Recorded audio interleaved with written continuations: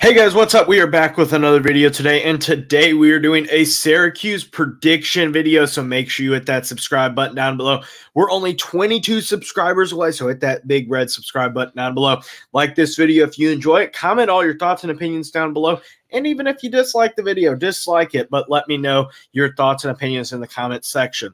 Also, make sure that you check out the podcast / prediction playlist, whatever it's called that YouTube wants to call it now. All the links for all of my NCAA predictions, ACC predictions, SEC predictions, team-by-team predictions will all be in the podcast link, so make sure that you hit that link. It will be down in the description or on the channel. Also, make sure that you check out the website, the podcast, and the website and the new channel, College Football Roundup. All links, again, will be in the description. So let's make our way over to Syracuse's schedule. Syracuse starts the year off on an interesting foot. You had a year last year in which you started the year off very well. You started it with a pretty easy schedule with wins over teams like Louisville and Connecticut and Purdue and Virginia and Wagner and NC State. And some of those wins were decent wins. Beating Connecticut, UConn, by 34 points looks pretty impressive come the end of the season when you're barely beating teams like Boston College and you're losing to Minnesota and you're losing to Wake and stuff like that. That win does look a little bit impressive, and Louisville wasn't a bad team last year particularly. Purdue had some decent moments. NC State struggled, but it was a decent game. So overall, this team definitely has a little bit of work to do, but you bring back Garrett Schrader, your starting quarterback, and that pretty much gives you a win in the first matchup. Colgate, not much competition there. Colgate is a toothpaste company, not a very good football team. Then you have Western Michigan coming to town to play in the Carrier Dome. Oh, wait, sorry, the JMA Wireless Dome. I will be calling it the Carrier Dome for the remainder of the video. So if JMA Wireless wants to get mad at me, don't care.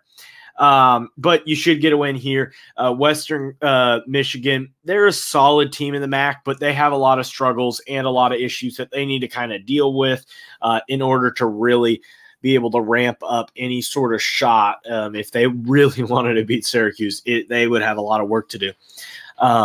Then you head to Purdue this time. Last year, it was a matchup in which you won because Purdue just fell apart in front of your eyes. And I watched that game, and Purdue, it was like, what are you doing? Like, you're literally causing penalty after penalty after penalty. I think it was like they had 100 or something penalty. Maybe that's a little bit exaggerated. In just the fourth quarter alone, like it was just such bad. Like I think they had 3 unsportsmanlike penalties. I think that the kickoff was from like the 15 or the 10 or something. Like it was crazy. Purdue shot themselves in the foot. This year, Syracuse has to head to West Lafayette, and because of that, I think that it's going to be a loss. I think that Purdue, like this game, I kind of went back and forth on. Purdue has a new coach. Purdue has a lot of new players. You don't have Aiden O'Connell. You don't have King Daru. You don't have Payne Durham and a lot of targets that you previously had. So you do have a lot of work to do. There's a lot of stuff that needs to be done in order to make this Purdue team very good. But with this game being 50-50 last year and it being on the road, I think I'm going to have to give the win to the Boilermakers. Then you have Army coming to town, not very far for Army to travel, heading to Syracuse. But overall, I think that this should be a win here for the Orange. I think that you shouldn't have too many issues. Army is not like a super, super good team like they have been in years past where they can win maybe 9 or 10 games. This is not the same Army team. This Army team maybe will be bowl eligible by the end of the season. You lost Andre Carter, your best player, by a lot. You have a lot of work to do, but remember this, with all of the service academies and their football teams, they really go up and down. Sometimes they'll look bad coming into the season, and then they'll have a quarterback that's just really good at running the triple option, or they'll have a running back who's just really good, or just they beat teams that they're not supposed to because they're a service academy. Then you have Clemson coming to town. It's kind of weird how Syracuse starts the season with 4 out of 5 home games to start the year. So, like I said, an interesting kind of start to the season with so many home games at the beginning of it. But with Clemson, this is a team that I'll be honest, I kind of debated on who won this game. I did.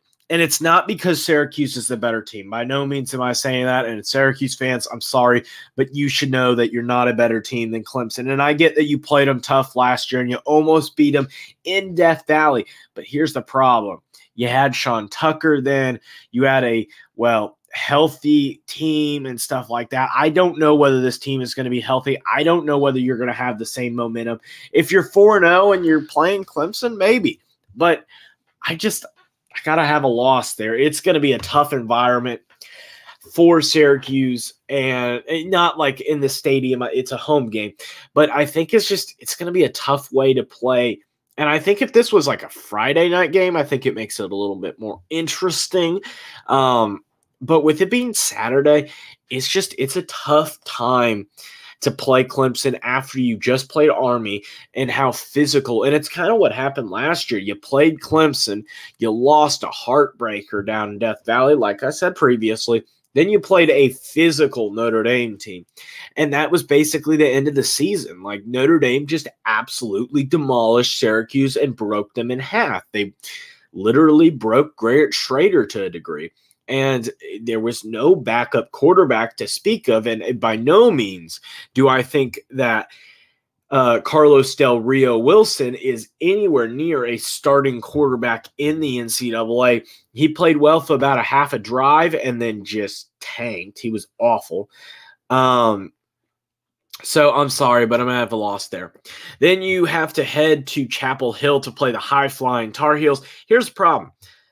You just don't have enough offensive points to score in this game. I think that you're going to score a lot of points because I think North Carolina's defense is going to be pretty bad. But here's the problem. I just don't simply think that Syracuse can score enough offensive points in order to keep the North Carolina team off the field, being able to get the win. I just don't think it, even though you have Gadsden and you have Schrader, and that's a good combo, probably one of the best in the ACC, it's still a tough way to do that.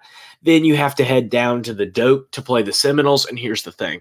It's going to be another loss. This is a rough 3-game stretch before the bye week. All 3 of these teams are going to be competing for a spot in the ACC championship. And with 2 of these games on the road and possibly the toughest one at home, it really just doesn't help you. If the North Carolina game was at home, there's a possibility, if not even a likelihood, that game is a shot to win. But I think with that game being on the road, I got to give the little bit of an advantage to North Carolina in a semi, kind of a coin flip game, depending on how good Schrader is this year. He played well. Schrader was good last year. Like, he was a good quarterback, but I just don't see enough there. Then you head to Blacksburg after the bye week. With this being a bye week, I think that you get the dub. I think that Virginia Tech, you got a lot of work to do with Brent Pry. I like Brent, but I just think that you got a lot of work to do. I think that you need to work on a myriad of things. I think you got to work on your quarterback situation, your wide receiver situation, your entire defense, I think, needs to be improved. It's not that it's awful. It's not North Carolina bad, but it's not where it needs to be if you're not going to have a North Carolina level offense. Then you welcome home the Boston College Eagles. I'm going to give you another win there. I think that this team definitely has a little bit of those 2 teams' number. Like in 2021, they play these teams back-to-back, and these were the teams they beat. It was kind of funny. You went on the road to Virginia Tech, and you played Boston College at home, and you beat both of them. That is kind of odd now that I think about that. But now you beat Boston College a couple of years in a row. It's a team that I don't know. You have a lot of work to do if you're Syracuse, just because I think that this team under Dino Babers, I don't know. I'm just not a big fan. Then you have head to the Bronx to play Pitt, and with this game, I got to give the edge to Pitt. It's kind of a 50-50 game for me, and it's a little bit more home field advantage for Syracuse than it is Pitt, or at least I would think so. But with Pitt, I think Narduzzi is just a better coach than Babers. I'm going to put my faith in Narduzzi, even though I really don't like him as a Notre Dame fan. I think that you got to work with Narduzzi a little bit more. Then you head down to Atlanta to play the Yellow Jackets. And this is another one of those 50-50 games. And I know it seems like I'm not giving Syracuse any of these 50-50 games, but I think that the Virginia Tech one is kind of 50-50. And depending on how bad Boston College is, if you think they're as bad as I think they will be, then it's definitely not a 50-50 game. But I think that you got a lot of work to do. I think Georgia Tech, they showed a little bit of progress. I like with Tech, I think that you have a lot of work to do with the whole situation. You lost Jeff Sims. I think that you definitely have a lot of again, Jeff Collins did not leave the program in a great place, but I think under the leadership of the current head coach, I'm trying to think of his name. I can't think of it. It will come to me one second.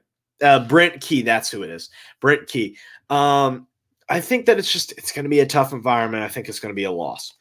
Then you have Wake Forest, final game of the year. If this game was early on in the year, I'm giving the game to Syracuse. But with it being at the end of the year, I'm going to have to give it to Wake. I think that Wake and Dave Clawson, like I said earlier with Pitt, I think Clawson is just a better coach. I think that the quarterback situation will be fixed by that point with no Sam Hartman. So I'm going to have to give the win to Wake Forest. I think Syracuse finishes with a 5-7 record. I think Syracuse has a lot of work to do.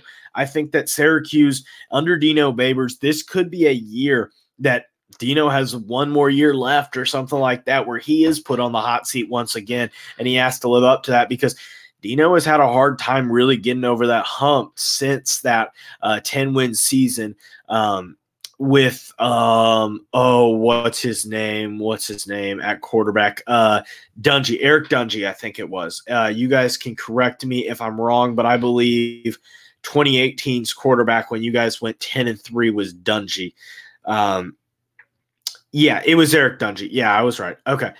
But that's going to wrap up today's video. Make sure 2 videos down below and the subscribe button up here. Help me reach 1,000 subscribers before the end of this week.